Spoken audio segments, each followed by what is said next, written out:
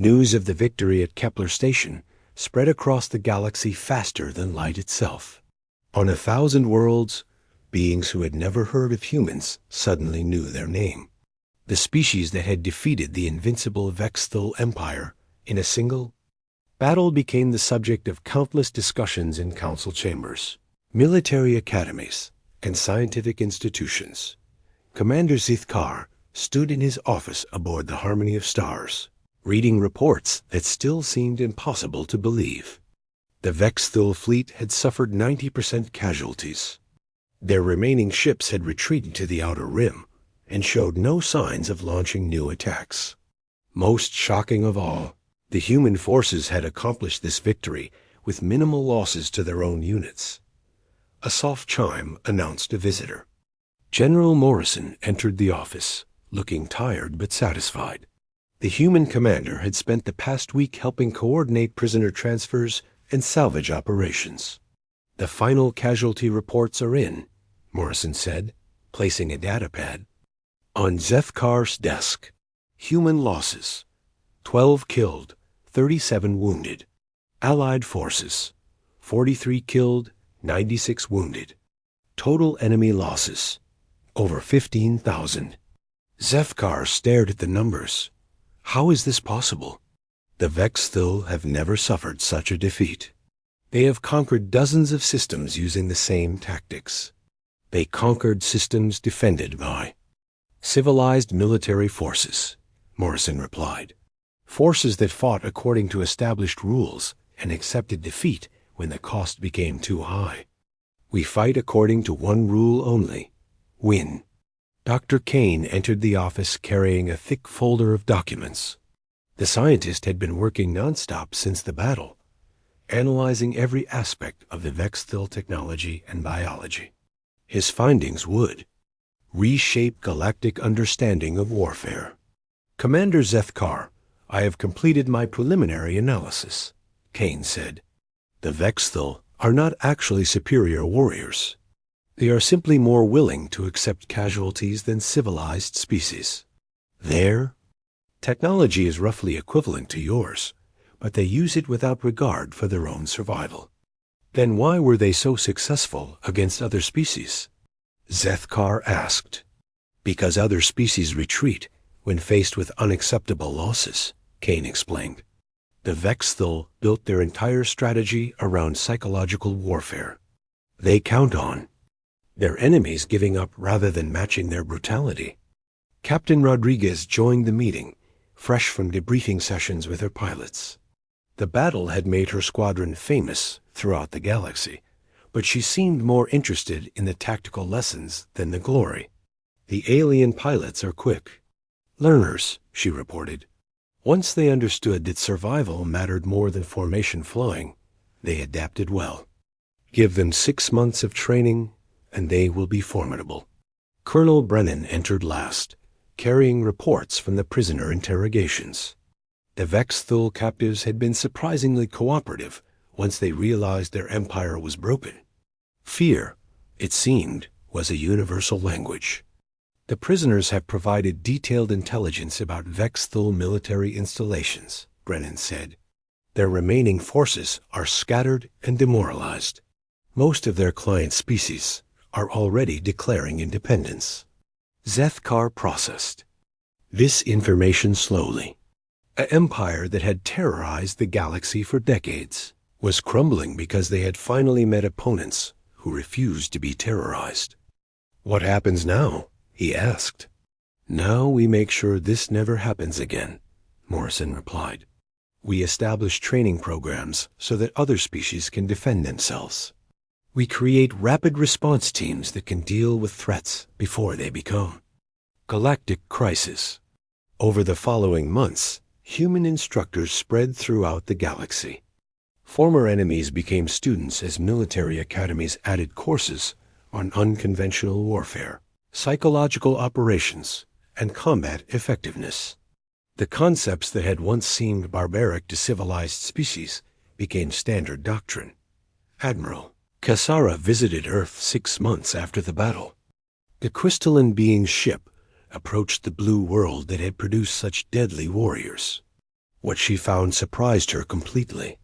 Earth was beautiful. The planet that aliens called a death world was covered with vibrant cities, green forests, and vast oceans. Children played in parks while their parents worked in peaceful professions. It looked nothing like the hellish wasteland she had imagined. How can such a peaceful world produce such effective soldiers? She asked Dr. Kane during her visit. Kane smiled as he showed her around a human city. We are not naturally violent. We are naturally adaptable. Earth taught us to survive in impossible conditions, so we learned to find solutions when others see only problems. The Galactic Council officially welcomed Earth as a full member 3 months later. But humanity's role was unique. Other species contributed technology, resources, or diplomatic expertise. Humans became the guardians, the ones called when conventional solutions failed. Captain Rodriguez established the Galactic Response Force, a mixed unit of human and alien personnel trained in rapid deployment and unconventional tactics.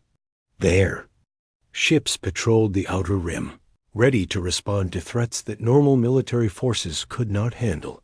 Colonel Brennan opened the Academy of Applied Warfare on a neutral world near the Galactic Center. Students from dozens of species learned tactics that had once been considered primitive. The Academy's motto became famous throughout known space: adapt or die. General Morrison accepted the position of Strategic Defense Coordinator for the Galactic Council. His office became the headquarters for military planning that emphasized flexibility, innovation, and the willingness to do whatever was necessary to protect innocent life. But perhaps the most important change was psychological. The galaxy had learned that there were species willing to fight when others would surrender. Potential aggressors now had to consider whether their targets might have human allies who would not accept defeat. Commander Zeth Carr kept a small piece of earth rock on his desk, gift from General Morrison. It reminded him daily that sometimes salvation comes from the most unexpected places. The species that had once been dismissed as too primitive for contact had become the protectors of galactic civilization. Dr. Kane published his studies on human evolution and death world adaptation.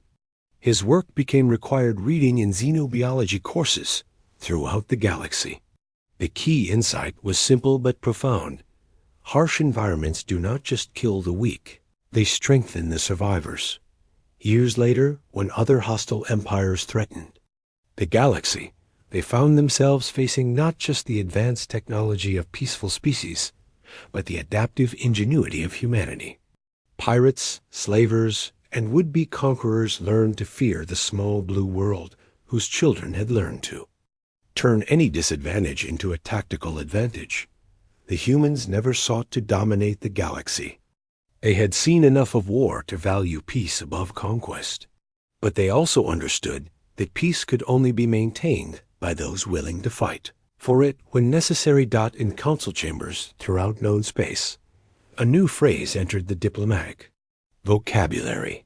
When faced with an impossible threat, when conventional wisdom offered no solutions, when civilized approaches had failed completely, the discussion would inevitably turn to the same question: should we call the humans? The answer, more often than not, was yes. And somewhere in the vast darkness between the stars, the children of Earth stood ready to answer that call, bringing with them the hard-won wisdom of a species that had learned to thrive in a universe that did not care whether they lived or died. The death world had given birth to the galaxy's guardians, and the stars were safer for it. The massive doors of the Galactic Council Chamber opened with a deep rumble that echoed through the vast space. Captain Jake Morrison stepped forward, his black uniform crisp and his spine straight. Behind him walked Lisa Parker, the human diplomatic aide, and Colonel Ben Hayes, their military advisor. The three humans looked small in the enormous room that could hold thousands of beings. Above them, the ceiling stretched so high it disappeared into shadows. Giant screens floated in the air, showing the faces of council members from across the galaxy. The floor beneath their feet was made of some kind of crystal that glowed with soft blue light. Jake had seen many impressive things during his years in space, but nothing like this. The council members sat in floating pods arranged in a perfect circle around the center platform where the humans now stood. Each species looked different from the others. The Zelani were tall and made of what looked like living crystal. The Karathi had 4 arms and skin that changed colors. The Etherians appeared almost like ghosts, their bodies partly see-through.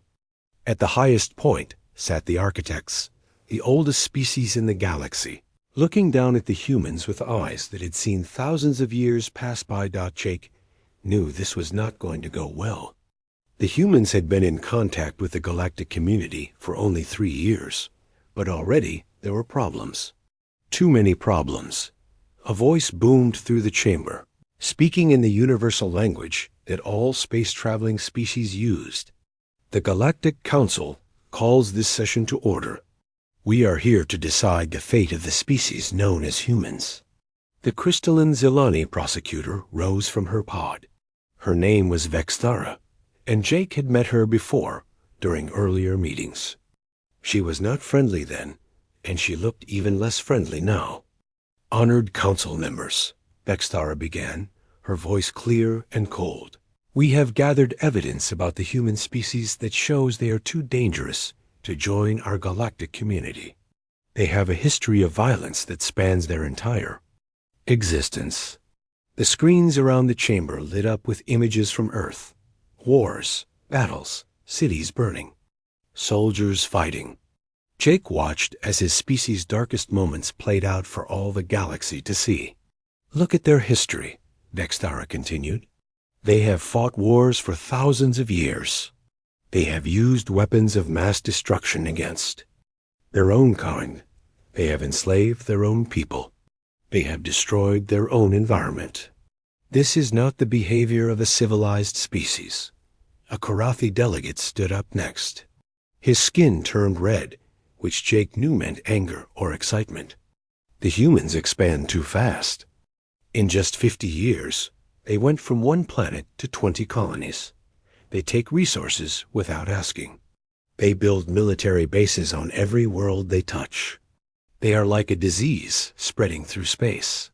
Jake felt his jaw tighten, but he kept his face calm. Lisa Parker touched his arm gently, reminding him to stay quiet until it was their turn to speak. The Etherian representative spoke next, her voice soft like a whisper, but somehow heard clearly throughout the chamber. We have tried to understand the humans. We have studied their minds and their souls. What we found troubles us deeply. They carry within them a darkness, a capacity for violence that we have never seen in any other species. Even their children play games of war. More images flashed on the screens. Human children playing with toy soldiers. Video games showing combat. Movies about battles and conflicts. Sports where humans hit each other. Jake realized how all of this must look to species that had been peaceful for thousands of years. An architect finally spoke, its ancient voice carrying the weight of ages. The humans claim they have changed. They say they are ready to be part of our community. But their actions speak differently. In the 3 years since first contact, they have built military ships. They have formed armies. They have created weapons we have never seen before. They say these are for defense, but we know better. Jake looked up at the architect. These beings had founded the Galactic Council when his species was still learning to make fire. If they said humans were dangerous, who would argue with them? Captain Morrison, the architect continued, you may speak for your species now. Jake stepped forward and looked around the vast chamber. Thousands of beings from hundreds of different worlds were watching him. The future of humanity rested on what he said next. Honored council members, Jake began. Yes, humans have fought wars. Yes, we have made mistakes. But we have also learned from those mistakes. We ended slavery. We stopped using weapons of mass destruction. We cleaned up our environment. We formed a united world government. We reached for the stars not to conquer, but to explore. He gestured to Lisa and Ben. The three of us represent 4 billion humans who want nothing more than to join you in peace. We have so much to offer. Our science, our art, our music, our literature. We have different ways of thinking that could help solve problems you have. Faced for centuries. Vexthara interrupted. You speak of science, but what kind of science? You have created new types of weapons. You have developed military technology that even we find concerning. You call it exploration, but you arm every ship you send into space. Because space is dangerous. Colonel Hayes spoke up, his military training clear in his voice. We have met pirates, hostile aliens, and natural disasters. We arm our ships the same way you put locks on your doors. For protection, not conquest. The Korathi delegate's skin turned darker red. Protection? You have more military ships than some entire species. You train every human child in what you call physical education, but we see combat training. You compete in sports that simulate warfare. Your entertainment is filled with violence and conflict. Lisa Parker stepped forward. Respected council members, humans are competitive by nature. This has driven us to achieve great things. We went from ground-bound creatures to space travelers in less than a century. We have art and music that moves the soul. We have stories that teach us to be better. Our competitive nature is not just about conflict. It pushes us to excel, to grow, to become more than we were.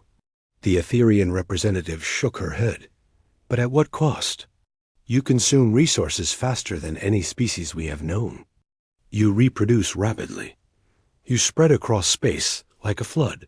You may not mean harm, but you cause it simply by existing in such large numbers and consuming so much. Jake felt the weight of the galaxy pressing down on him.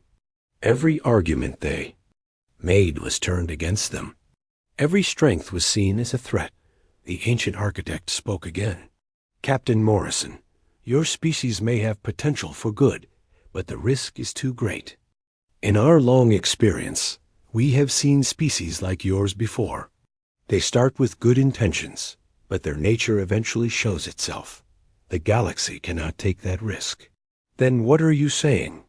Jake asked, though he already knew the answer. The Galactic Council hereby declares that humanity is too dangerous for integration into galactic society. You are banned from all council space. All human colonies beyond your home system must be abandoned. A quantum barrier will be placed around your solar system. You will be isolated until such time as you prove you are no longer a threat. The chamber fell silent. Jake felt like the air had been sucked out of his lungs. 4 billion humans cut off from the galaxy forever. This is not justice, Jake said, his voice carrying through the vast space. This is fear. You fear us not because we are evil, but because we are different. Because we do things you do not understand. You are not protecting the galaxy from us. You are protecting yourselves from change. He looked around at all the alien faces staring down at him. You think you can cage humanity, but you are wrong. We will find our own path among the stars. We will build our own future. And when we do, you will see what humans are really capable of. Not destruction, but creation. Not conquest, but cooperation. You will see that your fear was misplaced. The architect's ancient eyes seemed to soften slightly. Perhaps you are right, Captain Morrison. Perhaps in time you will prove us wrong. But that time is not now. The decision is final. As the humans were escorted from the chamber, Jake Morrison made a silent promise. Humanity would survive this. They would grow stronger. And someday they would return to the stars not as supplicants, begging for acceptance, but as equals demanding respect. The galaxy had made its choice. Now humanity would make theirs. 5 years had passed since the quantum barrier went up around Earth. Commander Ryan Bell stood on the observation deck of his small outpost, watching the twin suns of Kepler's edge set over the rocky horizon. The barrier might have trapped most of humanity in their home system, but thousands of humans had been scattered across the galaxy when it happened. Ryan was one of them. His settlement had grown from a desperate group of 300 survivors to a thriving community of 5,000 beings. Not all of them were human. When the Galactic Council decided to punish humanity, they also punished anyone who had helped them. Traders who had done business with humans found themselves banned from council space. Scientists who had worked with human researchers were stripped of their positions. Refugees who had sought shelter on human worlds were suddenly unwelcome everywhere. These outcasts had found their way to places like Kepler's edge, far from council space, where they could build new lives together. Ryan walked through the main street of what they now called Freedom Town. Human children played with young Threx. There, blue-scaled playmates teaching them how to climb the tall rock formations. A Nalari warrior woman named Kex ran the local security force alongside former human soldiers.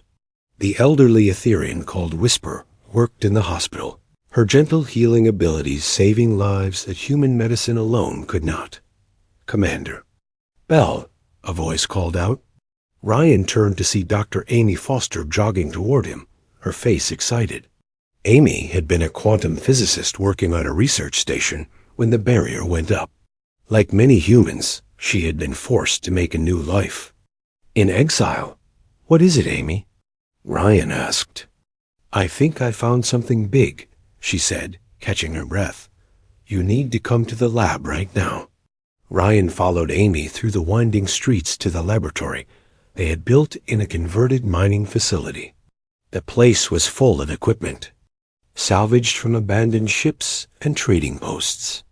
Amy led him to a workbench covered with strange devices that hummed with energy.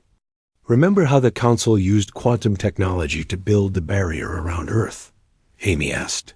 "Of course. It is what keeps us from going home." "Well, I have been studying the same principles, trying to understand how it works. And I discovered something interesting.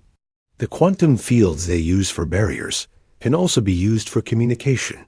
Amy picked up a small device that looked like a crystal cube. "This can send messages through quantum space instantly. It does not matter how far away the receiver is. The message arrives at the same time it is sent." Ryan stared at the device. "You mean we could talk to Earth?" "Not just Earth. We could talk to any human settlement anywhere in the galaxy. The Council uses their own communication networks, but this would be completely separate. They would never know about it." Ryan felt his heart beating faster. "How many of these can you make?" "With the right materials, I can make hundreds, maybe thousands. We could connect every human exile in the galaxy." While Amy worked on her breakthrough, things were happening back on Earth that the exiles knew nothing about. Admiral Carl Stone stood in the command center deep beneath the surface of Luna, Earth's moon. The room was filled with the best minds humanity had to offer, all working on the same problem: how to break free from their prison. "Report," Carl said to the woman standing at the main console. Dr. Kate Morgan turned from her screen, her eyes tired but determined. "We have been testing the barrier for 3 years now. I think we finally understand how it works."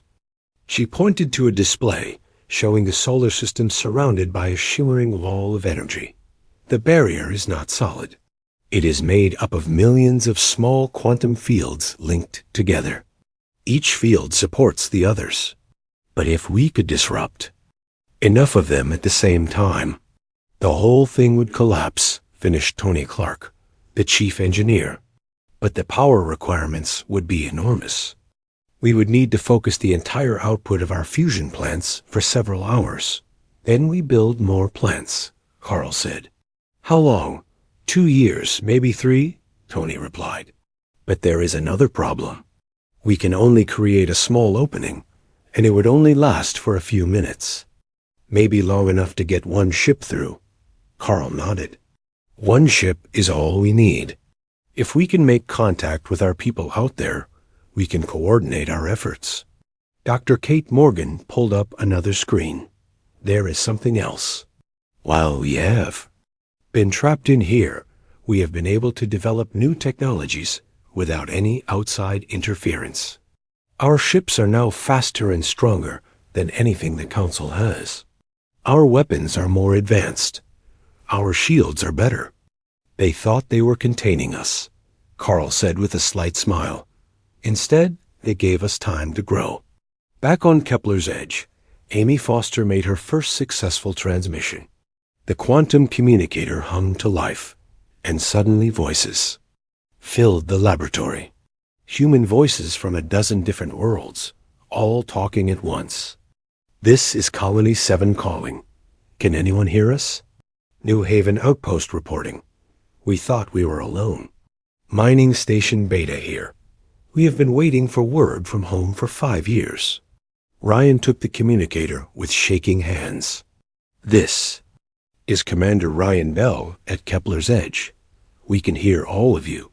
You are not alone. Over the next few days, the quantum network grew. Amy had taught other human scientists how to build the communicators, and they shared the knowledge with settlements across the galaxy. Soon, dozens of human communities were in contact with each other. They learned that humans had not just survived. Their exile, they had thrived. The settlement on Frost World had discovered new mining techniques that were twice as efficient as anything the Council used. The researchers on Haven Station had developed medical treatments that could cure diseases the Council thought were impossible to treat. The traders working the Outer Rim had built relationships with dozens of non-Council species. But the most important discovery came when Amy finally managed to reach Earth. This is Dr. Amy Foster calling Earth. Please respond. The reply came immediately. Dr. Foster, this is Admiral Carl Stone. We have been waiting for this call for 5 years. Ryan and Amy looked at each other in amazement. Not only had Earth survived, but they had been preparing. Admiral, what is the situation there? Ryan asked. Better than you might think, Commander. The barrier has given us time to develop new technologies and strategies. We are almost ready to break through. Break through? The barrier is not permanent. We can create an opening, but only for a short time. We need to coordinate with all human settlements for what comes next. Amy leaned forward. What comes next? We are not going to hide anymore, Carl said. We are not going to beg for acceptance. We are going to show the galaxy what humans can really do when we work together. Over the following weeks, the quantum network buzzed with activity. Plans were made. Resources were shared. The scattered human settlements began to work together for the first time since the banishment. Ryan stood once again on his observation deck, but this time he was not alone. Amy Foster stood beside him, along with Kex the Nalari warrior and Whisper the Etherian healer.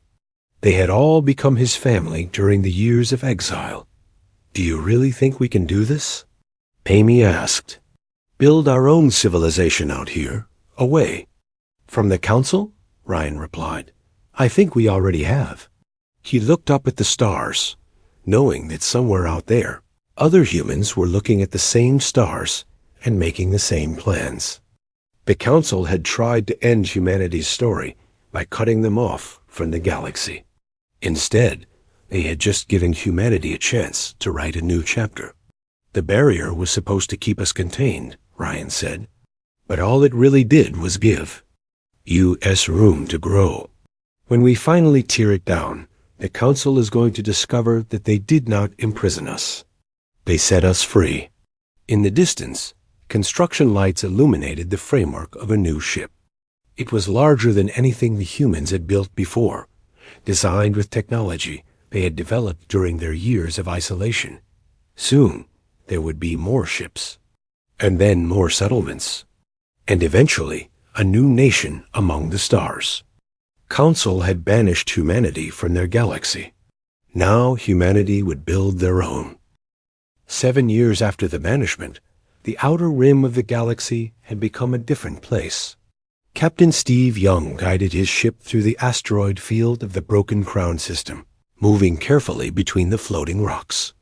His vessel looked like a standard cargo hauler from the outside, but beneath its plain hull lay technology that would have amazed the Galactic Council. Steve's ship was part of what humans now called the Ghost Fleet. These were vessels that could hide from any scanner the Council possessed. They could slip through space undetected, carrying supplies, messages, and people between the growing network of human settlements. "Captain, we are approaching the rendezvous point," said his navigator, Maria Santos. She was an engineer who had helped design many of the improvements that made their stealth systems possible. "Good. Let me know when you see them." The "them" Steve referred to were representatives from 12 different human settlements scattered across this section of space. They were meeting to discuss something that would have been impossible just 2 years ago: the creation of a unified human government. The first ship to decloak was the Wanderer, commanded by Captain Helen Gray. Helen had been a traitor before the banishment, and she knew the outer rim better than almost anyone. Behind her came ships from mining colonies, research stations, and frontier settlements.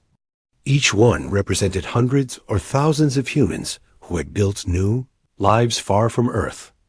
Steve docked his ship to the makeshift station they had assembled from salvaged parts. The meeting room was simple but functional, with a large table, surrounded by chairs for the various captains and colony leaders. "Friends," Steve began as everyone took their seats, "we all know why we are here. The quantum network has allowed us to stay in contact, but we need more than communication. We need unity." Captain Helen Gray nodded. "My traders have been moving between 30 different human settlements in the past year alone. Each one is doing well, but they are all separate. If the Council ever finds us, they could destroy us one by one." Maria Santos activated a holographic display showing a map of known human settlements. "We have counted over 50 communities so far, with more being discovered every month. Some are small mining operations with a few hundred people. Others are full colonies with thousands. Together, we represent nearly 500,000 humans living outside Council space." One of the colony leaders, a woman named Janet Cole from the farming world of Green Valley, raised her hand. "What about Earth? Have they made any progress with the barrier?" Steve smiled. "Actually, yes. Admiral Stone sent a message through the quantum network yesterday. They are ready to attempt a breakthrough." Excited murmurs filled the room. For 7 years, the humans outside the barrier had wondered if they would ever see their homeworld again. "The plan is complex," Steve continued. "Earth can only create a small opening in the barrier, and it will only last for a few minutes. They can send one ship through, but it has to be at exactly the right place at the right time." "One ship?" asked Captain Paul Adams, who commanded a research vessel. "What can one ship accomplish?" "Everything," Steve replied. "That ship will be carrying Captain Jake Morrison." Everyone in the room knew that name. Morrison was the man who had stood before the Galactic Council and defended humanity. He was also the one who had promised that humans would find their own path among the stars. Morrison has been working with Admiral Stone to plan the next phase of human expansion. Steve explained. "But first, he needs to see what we have built out here. He needs to understand how we have survived and grown." Over the next 3 days, the representatives worked to create the framework for their new government. They called it the Terran Federation, and they designed it to be different from both the old Earth government and the Galactic Council. Every settlement, no matter how small, would have a voice. Decisions would be made by vote, with representatives from each community. There would be no single ruler, but instead a council of elected leaders. Most importantly, any species that wanted to join the Federation would be welcome, as long as they respected the rights of others. "We are not building an empire like the old ones," explained Dr. Lisa Kim, a political scientist from the research station at Tau Ceti. "We are building something new, a place where everyone can be free to live as they choose." The meeting was interrupted by an urgent message from Lieutenant Commander Paul Adams, who was monitoring Council communications from his hidden listening post. "I am picking up increased Council activity in the Outer Rim," Paul reported through. "The Quantum Network. They are sending exploration fleets to sectors they have never visited before. I think they are starting to expand their territory." This news changed everything.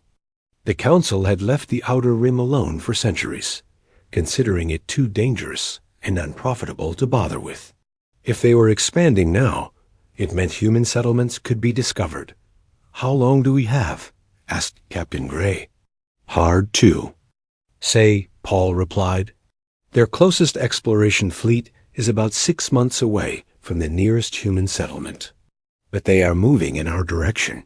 Steve looked around the table at the worried faces. "Then we need to move faster. We need to formalize the Terran Federation now, and we need to prepare for the possibility of contact with Council forces." The next morning brought the message they had all been waiting for. Dr. Kate Morgan's voice came through the quantum communicator from Earth. "Operation Breakthrough is a go. Captain Morrison will launch in 6 hours." Steve and the other leaders watched from their ships as sensors detected a brief energy spike from the direction of Earth's solar system. For just a few minutes, the quantum barrier flickered and weakened. Then it was over, but it had been enough. 2 days later, a single ship appeared at the edge of the broken crown system. It was unlike anything the exiled humans had seen before. Sleek and powerful, it moved with technology that seemed almost magical. The ship was the U.E.'s Freedom, and its captain was indeed Jake Morrison. When Morrison stepped aboard Steve's vessel, the reunion was emotional. Here was the man who had defended humanity before the galaxy, now seeing what they had accomplished in exile. "Captain Morrison," Steve said, "welcome to the Terran Federation." Morrison looked around at the assembled leaders, representatives of dozens of human communities scattered across the galaxy. "Federation? We have been busy while you were gone," Helen Gray said with a smile. Over the next week, Morrison toured several human settlements, visiting the thriving colony on Kepler's Edge, the mining operations in the asteroid fields, and the research stations hidden in nebulae. Everywhere he went, he saw the same thing: humans working together with other species, building communities based on cooperation rather than domination. "This is incredible," Morrison told Ryan Bell during his visit to Freedom Town. "When we were banished, I hoped we would survive. I never imagined we would thrive like this." "The Council thought they were punishing us," Ryan replied. "Instead, they gave us freedom to become something better than we were before." Morrison met with the Federation leadership in their temporary capital on New Terra, a hidden world deep in an uncharted nebula. The planet had been terraformed by human engineers, working with Threk's atmospheric specialists and Nalari geologists. It was proof that cooperation between species could accomplish amazing things. "The time for hiding is almost over," Morrison announced to the assembled Federation Council. "Earth is ready to break free permanently. Our scientists have developed technology that can destroy the quantum barrier completely. But we need to be ready for what comes next." "War?" asked Steve Young. "Possibly. The Council will not be happy to discover that humanity has not only survived, but grown stronger. They will certainly not be pleased to learn that we have been working with species they consider their subjects." Maria Santos pulled up a holographic display showing Federation territory. "We have 53 settlements, a fleet of over 200 ships, and alliance agreements with 15 non-council species. We are not the same desperate refugees who were banished 7 years ago. Morrison nodded. That is exactly what I hoped to hear. The Federation motto I saw on your flag outside, unbroken, unbowed, unstoppable.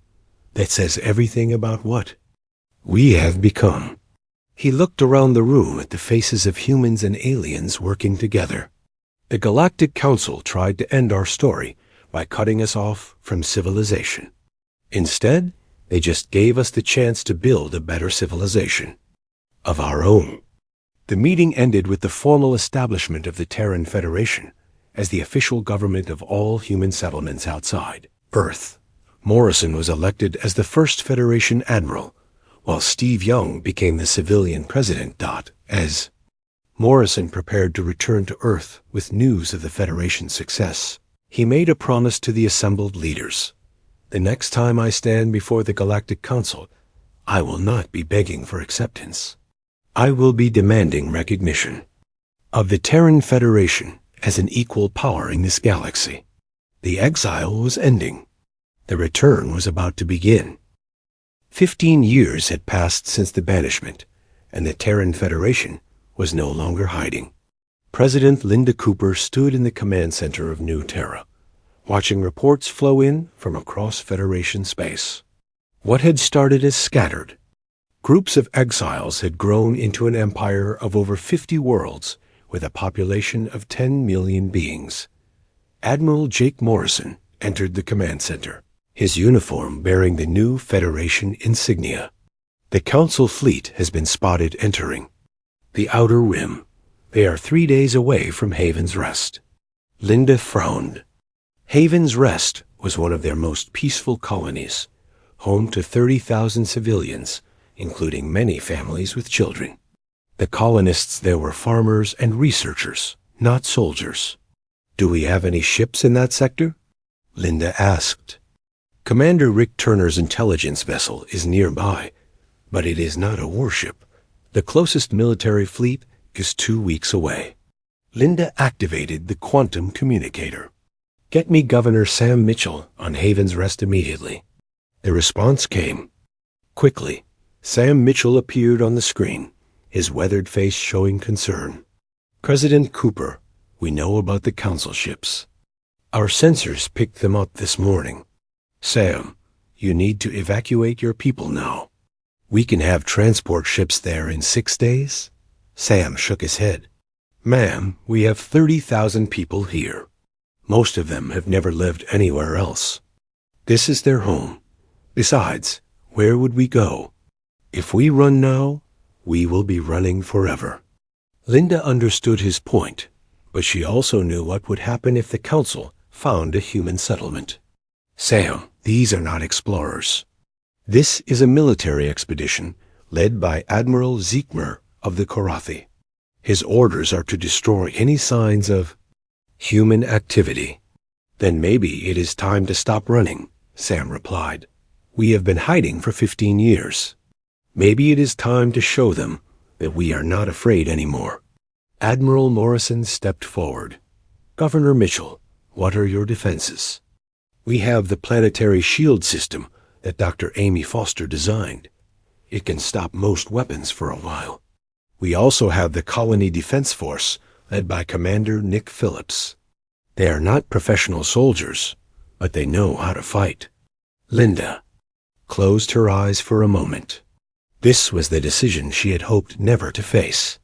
Sam, if you choose to fight, the Federation will support you. But understand what this means. Once we engage Council forces openly, there is no going back to hiding. I understand, ma'am, and I choose to fight. The Council expedition consisted of 12 ships led by the massive cruiser Dominion. Admiral Zeekmer of the Korathi stood on the bridge, his 4 arms working various control panels, while his skin showed the red patterns of anticipation. Admiral, his navigation officer reported, we are detecting signs of settlement on the 3rd planet, energy signatures, communication signals, and artificial structures. Zeekmer's skin darkened with anger. Impossible. This sector was declared empty by our surveys. Who would be foolish enough to settle in forbidden space? Sir, I am reading human energy signatures. For a moment, Ziegmer stood silent. Then his skin turned almost black with rage. Humans. The barrier breakers have somehow escaped their prison and polluted our galaxy again. He turned to his communications officer. Send a message to the Galactic Council. Inform them that we have discovered illegal human settlements in violation of the banishment decree. Request permission to cleanse the system. The reply came back within hours. Permission granted. Destroy all traces of human presence. Leave no survivors to spread their contamination further. Ziegmer smiled, showing his sharp teeth. Signal the fleet. We attack at dawn. On Haven's Rest, Governor Sam Mitchell gathered his people in the main colony hall. The room was packed with farmers, scientists, teachers, and their families. These were not warriors, but they were humans, and they had inherited the stubborn refusal to surrender that had carried their species across the galaxy. Friends, Sam began, we all know what is coming. The Council fleet will attack us tomorrow. Morning, they expect us to die quietly, like good little prisoners who have forgotten their place. He looked around the room at the faces of people who had built a life on this world with their own hands. But we are not prisoners anymore. We are citizens of the Terran Federation. We have rights, and we have friends, and we have the technology. To defend ourselves, Commander Nick Phillips stood up. The shield generators are at full power. Our defense platforms are armed and ready. The civilian population has been moved to the underground shelters. A woman named Carol Stevens, who ran the colony's school, raised her hand. What about the children? Should we not try to evacuate them? Sam's expression softened. Carol, the transports would never make it past the Council blockade. Our children are safer here, protected by the shields and defended by people who love them. Then they would be on a ship trying to run. Pilot Sarah Williams spoke up from the back of the room. Sir, I have been in contact with Admiral Morrison. The Federation fleet is coming, but they are still 10 days away. Then we hold for 10 days, Sam said simply. The attack began at dawn, just as Admiral Ziegmer had promised. 12 Council warships opened fire on the planetary shields with enough energy to level the city. The shields held, but everyone on the planet could feel the impacts dot in the underground command center. Nick Phillips coordinated the defense. Shield strength at 80% and holding. Return fire with the defense platforms. The human-built defense platforms were smaller than the Council ships, but they were also faster and harder to hit. More importantly, they were armed with weapons based on technology that the Council had never seen before. The first salvo from the defense platforms struck the Council ship, Retribution, and punched straight through its shields. The ship's commander stared in shock as alarms blared throughout his vessel. Impossible, he transmitted to Admiral Ziegmer. Their weapons penetrated our shields completely. Ziegmer's skin turned an even darker shade of red. All ships, focus. Fire on the defense platforms. Destroy them immediately. But the platforms were too quick. Using quantum jump technology developed by Federation scientists, they could teleport short distances instantly, making them nearly impossible to target. Meanwhile, their return fire was devastating the Council ships. Within 2 hours, 3 Council vessels had been destroyed, and 4 more were heavily damaged. Admiral Ziegmer could not believe what he was seeing. These humans were not the primitive savages he had expected. They were fighting with technology superior to his own. Sir, his communications officer reported, we are receiving a transmission from the planet.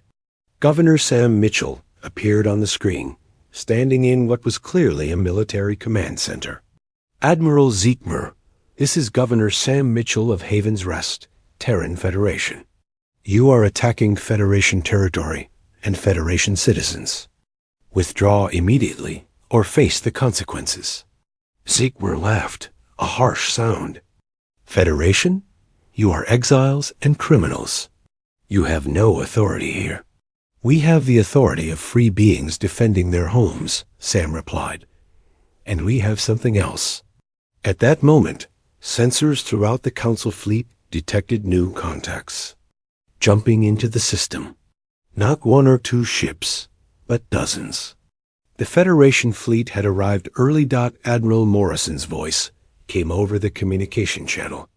Admiral Ziegler, this is Admiral Jake Morrison of the Terran Federation Navy. You are in violation of Federation space. Surrender immediately, or be destroyed. Ziegler found himself trapped between the planetary defenses and the arriving Federation fleet. His ships were damaged, his crews were demoralized, and he was facing technology he did not understand. This is impossible, he muttered. The humans were banished. They were contained. Admiral, Morrison replied, his voice calm. The humans you banished no longer exist. We are the Terran Federation now, and we are not your prisoners anymore. The battle was over within hours. The surviving Council ships surrendered rather than face complete destruction. For the first time since the banishment, humans had openly fought and defeated a Galactic Council force. In the aftermath, as Federation ships rescued the crews of the damaged Council vessels, Governor Mitchell stood on the surface of Haven's Rest and looked up at the sky. The barriers were broken.